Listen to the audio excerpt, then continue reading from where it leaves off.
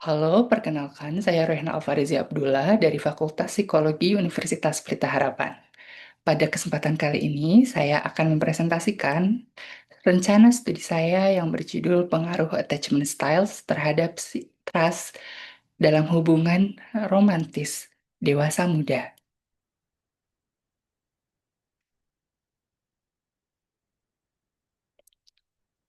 Mengapa sih penelitian ini menjadi penting?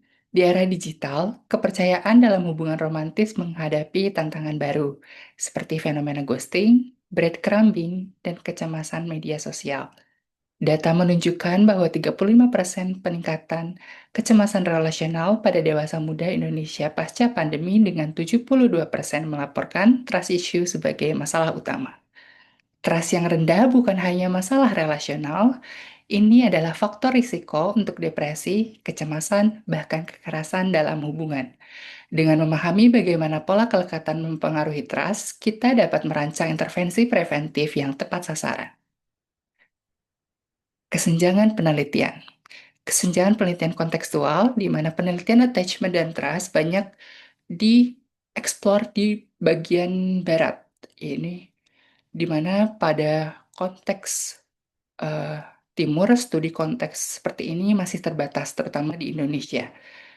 Kemudian, kesenjangan metodologis, sebagian studi sebelumnya merupakan studi korelasional, belum banyak yang menguji pengaruh langsung.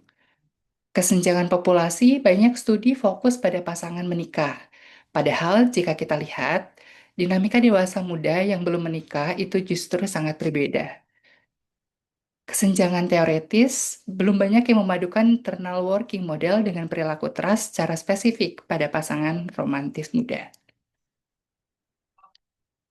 Dari kesenjangan penelitian tersebut, maka muncullah pertanyaan penelitian, yakni apakah attachment style berpengaruh terhadap trust dalam hubungan romantis pada dewasa muda? Kemudian bagaimana sih pengaruhnya dari masing-masing dimensi dalam attachment style, yakni anxiety dan avoidance terhadap trust?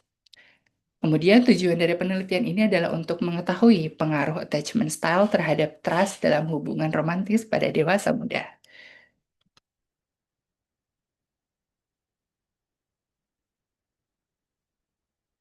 Untuk metodologi sendiri, variabel penelitian di dalam penelitian ini, variabel bebasnya adalah attachment, di mana ini akan diukur dengan ECR revise yang mengukur dua dimensi anxiety dan avoidance. Kemudian variabel terikatnya adalah trust, yang mana akan diukur dengan trust scale yang mencakup predictability, dependability, dan faith. Untuk respondennya sendiri, kita targetkan di 100 sampai 150 dewasa muda yang berusia berentang 20 sampai 40 tahun, yang mana sedang menjalin hubungan romantis minimal 3 bulan, dengan catatan belum menikah dan tinggal di Indonesia. Pengumpulan data sendiri kita lakukan melalui survei daring dengan menggunakan Google Form atau aplikasi sejenis dengan menggunakan informed consent untuk alasan etis. Analisis datanya kita akan menggunakan regresi sederhana atau berganda untuk menguji pengaruh. Apakah studi ini layak untuk dilakukan? Dari segi ekonomi, studi ini memiliki eh, biaya yang rendah, di mana instrumen yang digunakan itu gratis. Analisis juga dilakukan dengan software gratis seperti JASP ataupun Jamovi. Kemudian secara teknis, instrumen ECER Revise dan Truscale sudah tervalidasi dan juga tersedia dalam bahasa Indonesia. Prosedur pelaksanaan juga cukup sederhana, di mana kita juga tidak memerlukan laboratorium dan juga akomodasi tertentu. Terkait etis, resiko dari penelitian ini juga sangat minim, di mana kami juga akan merahasiakan eh, data dari subjek penelitian, di mana penelitian akan bersifat anonim. Kita juga akan memberikan informed consent di dalam kuesioner dan juga kontak bantuan jika diperlukan. Terkait waktu, Penelitian ini juga realistis untuk diselesaikan dalam kurun 6-12 bulan yang mana sesuai dengan timeline skripsi.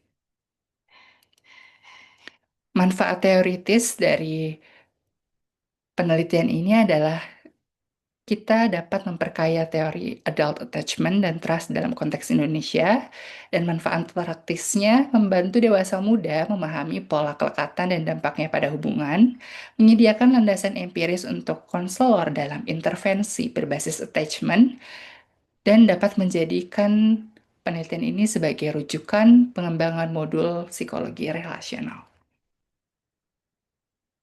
Sekian dari saya. Semoga penelitian ini bisa bermanfaat. Terima kasih.